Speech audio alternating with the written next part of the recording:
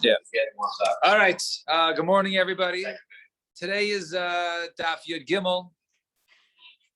Maseches Beitzah. So we left off yesterday discussing a case of our Mishnah says flat rule. You don't take truma on Yantif. That was Beis Hillel's logic. Is it on mute? No. Right? Okay. Yeah, that was the logic there. He says, right, just like we don't take truma on Yantif, so with Matanos it's different, so they want to differentiate. So then we tried to say a case of where there is a case of one does go ahead and take truma, and that was a case of when a person basically is eating oichel arai, he's eating grains, right? He's eating it, rubbing it, and then he's chayiv then. So that was the opinion of Rebbe. But Rabbi Yosef Yehuda says pater. So the Gemara asks, we are 3 lines on the top. Rabbi Yosef, Rabbi Yehuda, nam mishtachasa. According to me, you can also find it. Kigon, shehichli shibal nasos men isa v'nim lachlei l'mayel b'yantzef. The person goes ahead and he brings in shibalim. He brings up the ears of grain to make dough, and then he changes his mind. He decides to go ahead and basically to go ahead and rub them and basically take the kernels and eat them. The Talmud b'yayme, that since he's making a table on that day because he's decided to go ahead and eat it, he's chayiv. A person is chayiv and truma on that day, and he's permitted to go ahead and remove the truma because it's finished that day. So elamai truma, rov truma means most cases of truma are not done because most cases of truma you finish the pile when it's chayiv truma, you finish that from before, and that's when it's chayiv truma and maestros, and then you can't do that on Yantzit. But if he happens, because normally you can't do the malacha of finishing a pile, but over here, since he changed his mind and all he has to do is just basically rub, the kernels up to get him off, therefore he potentially could go ahead and take truma on Yantzit. And Amar Abaye Machoikas b'Shibolin about Kitnias Divya Israisa Tapa. So he says the Machoikas says Abaye Yud Gimel Amar Aleph says Abaye. So the Machoikas is we're talking about the Shibolin, right? We're turning regarding the ears of corn, right? The ears of grain, right? Aval bekitnios, however, when it comes to go ahead and kitnios, right? When it comes to beans, right? Then everyone holds these rice of the tablet. Everyone holds this just making bundles. You don't have to go ahead and make it into piles, right? Even going the bundling makes it into tablet. You don't need that final process of smoothing. So let's say this is a proof for Abaye. So if a person had bundles of tilson, right, the fenugreek that were tevel, you can go ahead and crush them, and then basically estimate, right, how much seed is going to go ahead, and then basically be mafresh the truma from the seed, but he doesn't go ahead and mafresh for the stalk. He doesn't go ahead and separate for the stalk, because that would not be chayiv in tevel. But you see over here that we're talking about tilson, right, which is similar to kitnius, right? And it says over there that over there, if it's ready in the pile, he doesn't have to go ahead and put it in the pile. Once it's in bundles, it's chayiv. So my lab Rabbi Yosef Yehudi. Is that not the opinion of Rabbi Yosef Yehuda who says by grains? Rabbi Yosef Yehuda says you're putter. Well, excuse me. Right, by grains, he said earlier, he said pater as opposed to Rabbi said chai. So he said pater there, but maybe when it comes to legumes and kidneys and the like, such as tilson, then he would be chayiv. The Gemara says, "Lo, Rebbe, it's Rebbe." So the Gemara says, "Rebbe, if it's the opinion of Rebbe, my area tilson, I feel the shiva nami, even the ears of grains, right? One would also be chayiv for that. Why, as we saw earlier. So why did he mention the case of tilson? So Elamai, what are you going to say, Rabbi Yosef Yehudi? It's the opinion of Rabbi Yosef. Why don't you teach other types of kidneys? Tilson, and certainly tilson, because tilson, those are never right. Those are never made into piles. So maybe you think there are other things which are more shaykh to piles. Maybe that would be the finishing way of making those those grains or those produce, and that's what's chayiv. Nevertheless, when you just make it into bundles, you're chayiv. And certainly, I would know tilson, which is always only made to bundles, never made into piles, you'd be chayiv. So Ella tilson itzrich. So rather you say no, maybe tilson is itzrichle. So good. I say kamina hoyel batam ate so period of Shabbat. There's a different halacha there. Since when it comes to the fenugreek, right? So the seeds, right, and the stalks, right? Those taste similar. So lifresh now eitz, and therefore maybe one is chayiv to be mafresh also ala eitz for the stalk. So kamash balon, we said he's mafresh ala zera, veda mafresh ala eitz, and he's not mafresh for the stalk. And ikad amri, some of a different version. Amar Abaye machloikas v'shibalim. The machloikas has to do with the ears of the grain. About Bekidias, of one of the Bekidias, everyone agrees that bundling them does not make them tevel, and therefore they're not chayav and truma until they go placed in piles. So meisvei, mishayel chavila tilted shel tevel hayu is a kodesh machashi kamazer yish lahem. Ravi shel zavein mafresh shel eitz. So it says over there, if someone has bundles of fenugreek, right, then he's chayav for truma. So you see, you don't have to put it in piles. Merely you don't have to put it in piles. Merely having it in bundles makes a chayav. So how could you say by Kidiyas everyone agrees they have to make it in piles? If we see over here, one is chayav. So my love, when it says tevel shel truma, right? Our assumption is that we're talking about tevel shel truma versus low. With tevel shel trumas meiser. It means that when it comes to trumas meiser, now when a Levi, he gets 10%, he gets the first meiser, and he takes from his meiser the 10% that he got, he takes 10% of that and gives it to the Kohen. That's called trumas meiser. So we're saying that is what is called. That's what is calling a tevel when it comes to trumas meiser. In other words, this meiser they took is tevel. Now, once it's in a bundle, now you're chayiv to go ahead and give this Levi is chayiv to go ahead and give it trumas meiser. What's the Gemara Tilson? It's not chayiv. Put it in bundles. That's what we said. Well, that was the machlokas. Put it in bundles or not. Put it in bundles or not. Right.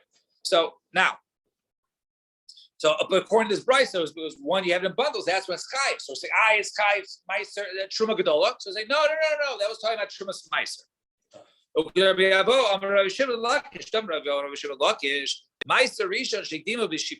Meiser Rishon, one went ahead and he took right the Meiser Rishon right while it was still in its ears before it was made into a pile. Shemo toivlo the trumas meiser. It's considered to be tevel for trumas meiser. In other words, you have to give trumas meiser from there. So Gemara says, Kaitesh Lamali. Why does he have to first go ahead and do katisha? Why does he have to go ahead and pound it to break it down? Why does the Levi have to go ahead and break it down to katisha in order to give the trumas meiser? Let him just say, "Hey, I got it with the seeds and the ears, right? And so let me give it to the Kohen that way." Why does he have to go ahead and be kaitesh and then give from there? So it's a kanas. And Tane B'Hach is similarly learned. Ben Levi shenazon l'shibolim b'meiser. So if a Levi got his ears of the grain as his meiser, he has to go ahead and make it complete. He has to finish up at the bottom of Yugim Alaf. He has to complete it, right? Or Anavim, he was given grapes. He has to make them wine. If he gets olives, he has to make them oil. And from that, from the finished product, he has to go ahead and give the trumas meiser to the Kohen. The nice thing, the Kohen. So when he gets it, it's in a bundle. Yes, but he has to go finish it out. Yes. Right. So Shem Shetruma Gedola Eina Nitelas, and just like Truma Gedola Eina Nitelas Ella Mina Goyren and Mina Yekov. So to normally the one should only give the final product, right? Give the oil and give the wine and the final product, right? The grain for meiser. Kach Trumas meiser Eina Nitelas Ella Mina Goyren and Mina Yekov. So Trumas meiser also should only be given from the final product. So Gemara says now Mechashem. Why is it over there says he has to be chashik how much there then and separate from there? How many by right? He has to go ahead and measure it. So the Gemara says, how many? Who's opinion is this? This is Abba Elazar ben Gimel. Titani, we learn in the Brayso Abba Elazar ben Gimel Aimer. Unechshav lachem shumaschem. It says over there, and you shall estimate your truma. Two types of truma. Achas truma gedola, achas trumas meiser. One is Truma Gedola, which is like the 2%, right, 1/40th to 1/60th, that one gives to the Kohen before anything else. And the other one is a Trumas Meiser, which is the 10th from that the Levi took when he already took the 10th, right? Shekshem Trumas Gedola tells me, I made, just like the Truma Gedola. It's only the second, third, fourth year. Yeah, Meiser Rishon's always. Meiser Rishon's always. It's a Meiser Sheni. That's the one that switches off. It's a Meiser Sheni. Meiser Rishon. Yes, yeah. So Shekshem Trumas Gedola in the test, I made Machshava Kach Trumas Meiser, and he tells Ba'ayvir Machshav. So to the Trumas Meiser, right? The 10th that the Levi has to give from his Meiser Rishon is given an estimation. And Kufa, Amar, Rabbi Avo, Amar Rabbi Shimon Lakish, Meiser Rishon Sheiktima V'Shibolin, Shemo Tavlo Trumas Meiser. If normally the proper order, the Truma goes first, then the Meiser Rishon to the Levi, but the Meiser Rishon was taken while the grain was still in its ears, right? Then that's considered to be tevel. Now, that's considered to be now. This has to be tithe for the Trumas Meiser to go to the Kohen. So my time. What's the reason? I'm a Rabba love Shem Meiser. Since it already has the Shem Meiser, it's chayiv. And where do you say it? Amar Shimon Lakish Meiser Rishon Shekdim Shibolin Pater Mitruma Gedola. It's pater from giving the Truma Gedola. Yes, you have to give the Trumas Meiser. You give it 10th. But even though you skip the step of taking the Truma Gedola in the beginning that goes to the Kohen, right, which is the 140th, 150th, or 160th, like roughly 2%, you don't have to give that. Pater Truma Gedola. The Levi doesn't have to give that. You know, that step was skipped. Shinamar, the pasuk says, it says the Truma Gedola. Yeah. But the Trumas Meiser you have to give. No, but Truma Truma Gedola. I thought you have to get it, but not the size is what your heart. That's why you're right, but that you don't have to give at all because you skip that step. That's that because that comes first. If you skip that and the Levi took his part, that part that the Levi took, normally you should have taxed it, taken 2% before you took off that 10th. You don't have to give 2% from that. He's done. You just skip a step. You're good, but you skip the step. Right? You can't fix it. The pasuk says, right? It says, so it says. I only told you to take Meiser from your Meiser, which is the Trumas Meiser, but I didn't tell you to take the Trumas Meiser and the Truma Gedola from your Meiser. So therefore, one would not be obligated in that case. So So why is that only the case of where you go ahead and you give the Levi when the grain is still in its ears? Why did you say even if the Levi took first when it was already made in a pile?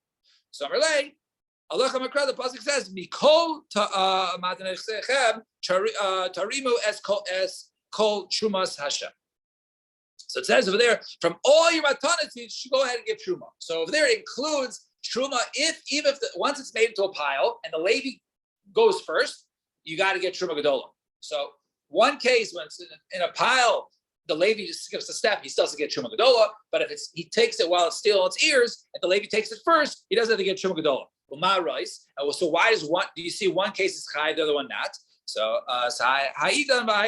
one is the grain. If it's grain, then you have to go ahead and give grain. You have to give truma gedola from the grain. So therefore, that's the reason. That's more of a start to say that he's chayiv, and the other one is not.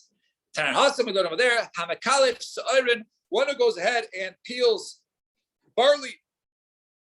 The kalif achas v'echa. You can do one at a time, right? Over there, the two dots, right? He does it one at a time. But he goes ahead and he peels it off. On the other hand, then he is chayiv, right? Then he is chayiv to go ahead and give meiser from it, right? Because now he's not eating it as a snack. He's producing it, right? He's going ahead and making it, like he's harvesting it. And Omar, so too one is chayiv for Shabbos. If he does one at a time, you're not chayiv.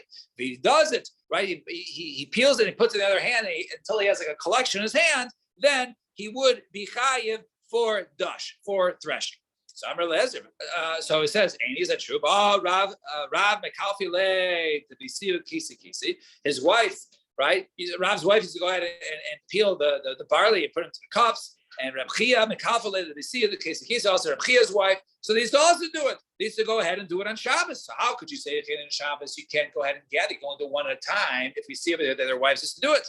So I'll Itamar, I say Itamar. Rather say it on the sefer. One who goes ahead and he's rubbing the ears of wheat. You go ahead and fan it with the other hand. He can fan it with the other hand and blow the chaff away.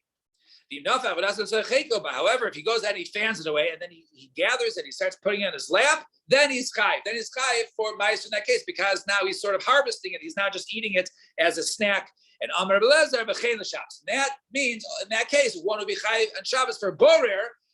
If he does it one at a time, that's okay because he's eating it right away. But if he goes ahead, he fans it, then he's gathering a collection on his stomach, on his legs, on his lap, then he would be chayiv. So maskif lo Rabbi Avi Bar Memel the Reisha l'maiser in the Shabbos lo. But even in the Reisha, you're saying so Shabbos he wouldn't be chayiv if he goes ahead and he does this maiser disha, right? And Gaz on the other hand, so he can immediately lead in Shabbos lo having gemar malacha, lead in maiser having gemar malacha. How could you say when it comes to Shabbos it's not a gemar malacha? You can do it, but when it comes to maiser, it's considered to be the finishing work, and therefore it's chayiv and maiser, right? How could you go ahead and be chayiv and maiser because you finished the work, but it's not called work when it comes to Shabbos? So I'm asking about Rav Sheshes, great Rabbi. Low, you don't say that.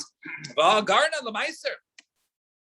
We have a case for a goren is maiser when you make something into a goren, when you make it into the final product, right? So then into the granary, right? Then that's when you chayiv maiser. And az garna l'maiser, what's considered to be garna l'maiser? What's the final step for maiser? Now it's chayiv. So akishun deloy mishi yafsiku v'shalei yafsiku. When it comes to gourds and cucumbers and the like, right? Whether they're flowers, the blossoms fall off or not, mishiyamdu aroma. When they make it into a pile, so do by onions. Mishiyamdu aroma. When you make it into piles. But if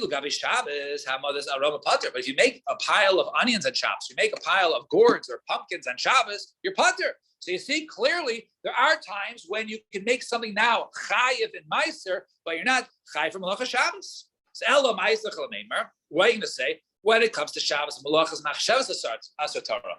The Torah asur professional work malachas machshavas. Right. So hachinami malachas machshavas.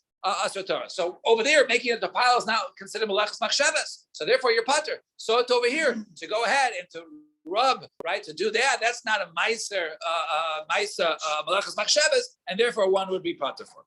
So Ketzad Molel, and the end, how do we say what is exactly this being Molel on Shabbos? So by Mishmei Rav Yosef Amar Chada, right?